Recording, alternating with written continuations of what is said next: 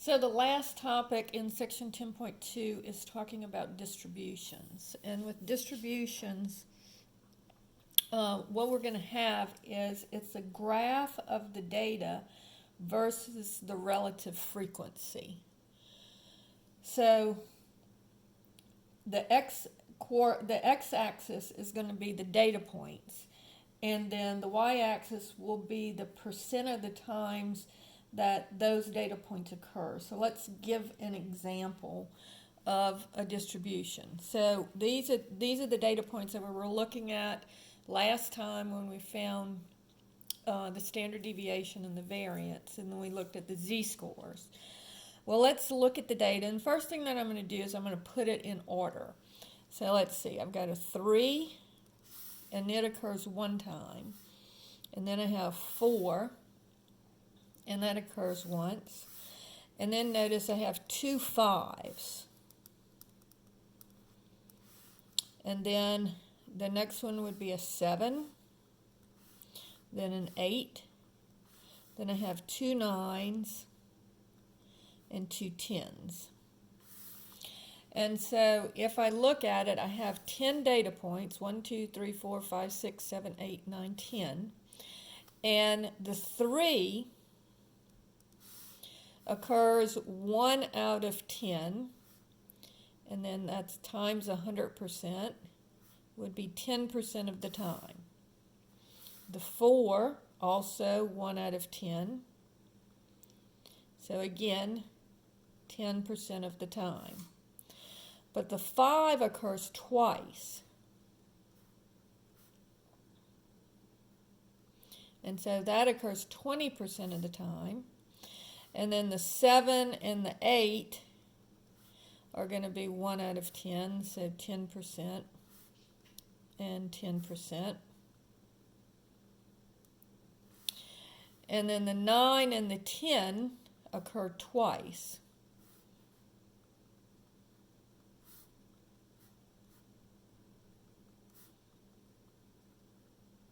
And so notice, if you add all of these up, it's going to add up to be 100%. 20, 40, 50, 60, 70, 80, 90, 100.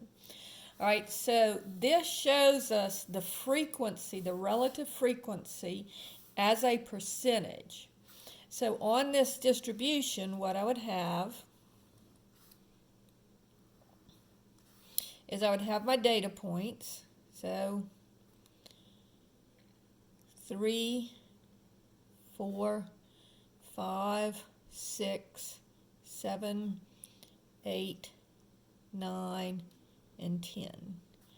And then 2 and 1 would be 0. All right, so here is 10%, and here is 20%.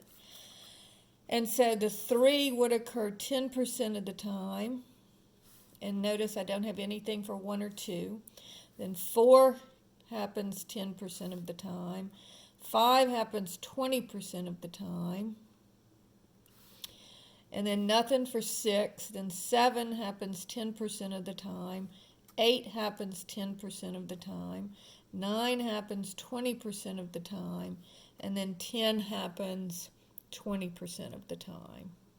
And so this is what the histogram, or the frequency distribution would look like for this one.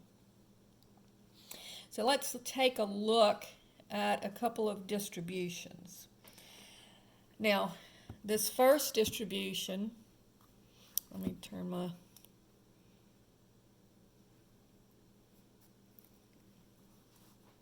it a little bit brighter so you can see better. So notice in this first distribution, this is the percent of students according to their weight in kilograms. So the way that you would read this is 24 kilograms, you have only 2% of the students weighing that. 30 kilograms, 10% of the students weigh that. 34 kilograms, 16% of the students weigh that. So that's how you read that distribution. Now, this second chart here is looking at the hours of television watched.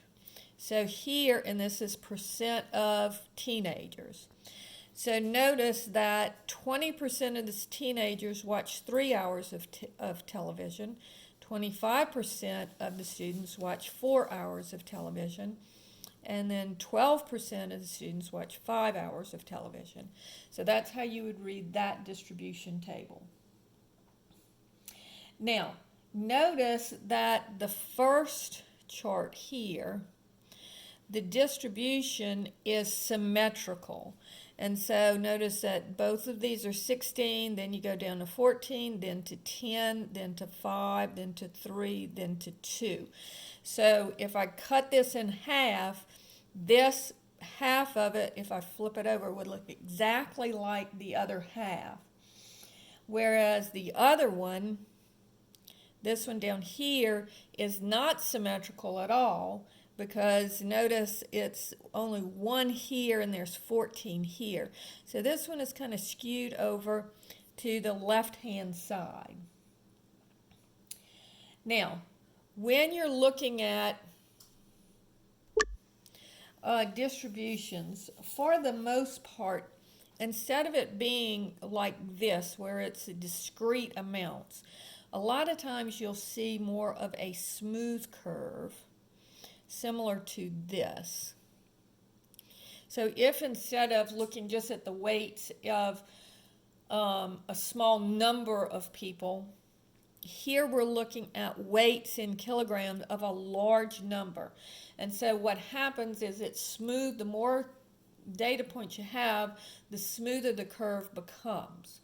And so you're going to have, and of course with these distributions also you can have fractions of weights as parts of the answer as well. And so you get this smooth looking curve, and this one is called a bell-shaped curve. And y'all have probably heard of a bell-shaped curve before. And basically, notice it looks kind of like a bell. We're going to talk a little bit more about bell-shaped curves. Now, one thing that I want you to realize, I'm going to go to the next page here. There's a couple of things that you need to know about these curves. All right, the first one is that when you have a smooth curve, and this is only for a smooth curve, the area under this curve and the area under this curve are going to be equal if you're at the median. So for the median, half of the area is on one side of the median, half of the area is on the other side of the median. Okay, so if we're looking down here, notice that it looks like 52 is about the median, because if you look at this area over here and this area over here, it looks like halfway between is going to be 52. All right, the other thing that you want to know about these, and let's blow this up a little bit. So the median is halfway between. The mean is where it would balance. So like if you put a pivot on underneath this graph, then this weight of this would be the weight of this, or not the weight, but it's just like when you're talking about on a seesaw. If you have somebody that weighs a lot less on a seesaw, then they would be further out, and then the person who weighs more would move closer in if you wanted to balance the seesaw. So this is like the middle of the seesaw, where you would want the heavier people are closer in and the smaller people are further out. So that's how the mean works. And the mean works whether it's a smooth curve or not a smooth curve. And then, of course, the definition of the mode is the one that is the most.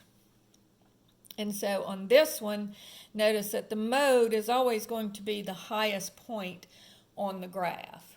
All right? And again, that's for any curve. It doesn't matter whether it's a smooth curve or if it's discrete amounts. All right? So now let's talk about a normal distribution. Now, a normal distribution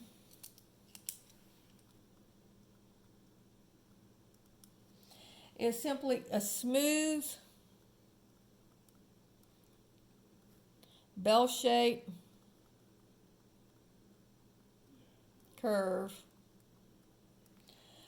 that is perfectly symmetrical.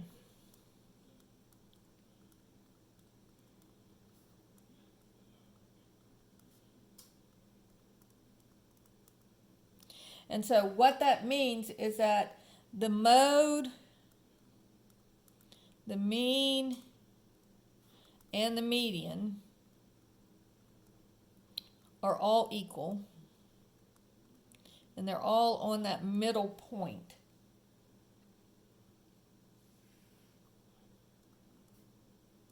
At the center of the graph. Okay, so let's take a look at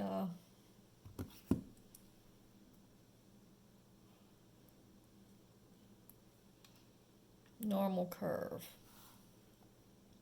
All right, so here is a normal curve.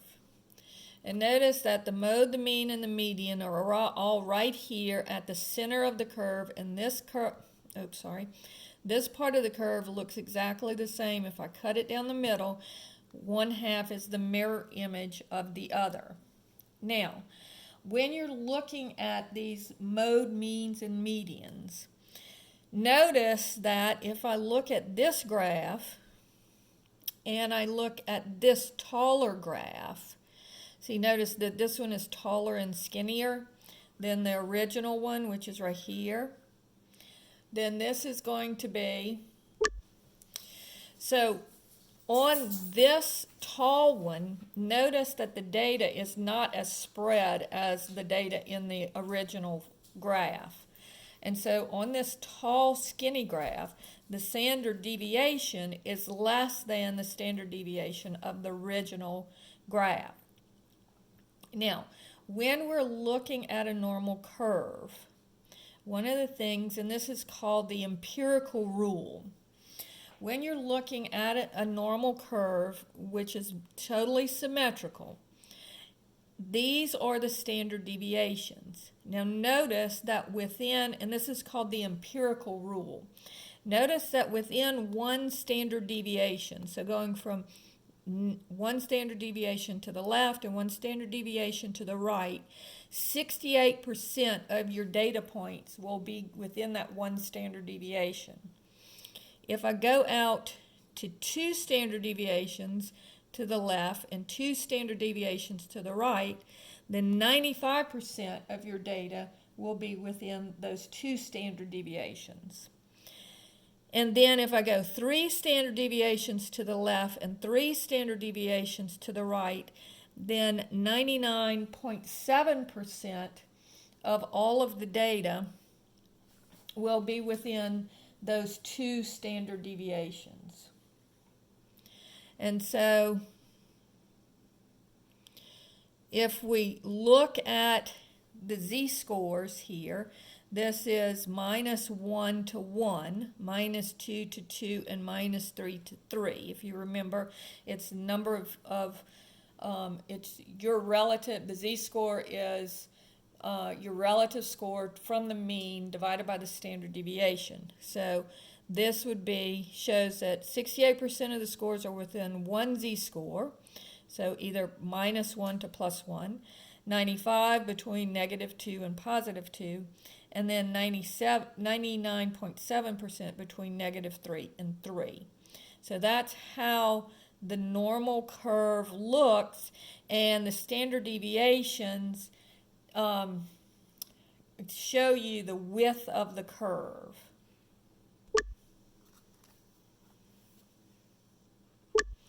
So what that tells you is that if you are at a z-score of 2, then you've made better than 95% of the people that took the test. All right, so let's look at an example. Let's say that if in 2012 the mean and standard deviation for the SAT scores were, the mean was 514 and the standard deviation was 117. So first of all, let's calculate your z-score. If you made a score of, your score, this is X bar, and your score is 696. So my z-score would be 696 minus 514 divided by 117. And so let's do that on the calculator. And so I would have 696 minus 514 equals, and then divided by 117. And so that gives me 1.556 or 1.55555. All right. So if you want to know what percentile you would be in, so in other words, what percent of the students scored worse than you, there are tables. All right. And they show you what your z-score is and what the percent is, what percentile you're in. So I'm looking for 1.556. So notice here are the negative z-scores. Okay, and then you get, when you get to 50, because it's 50% scored at the mean, right?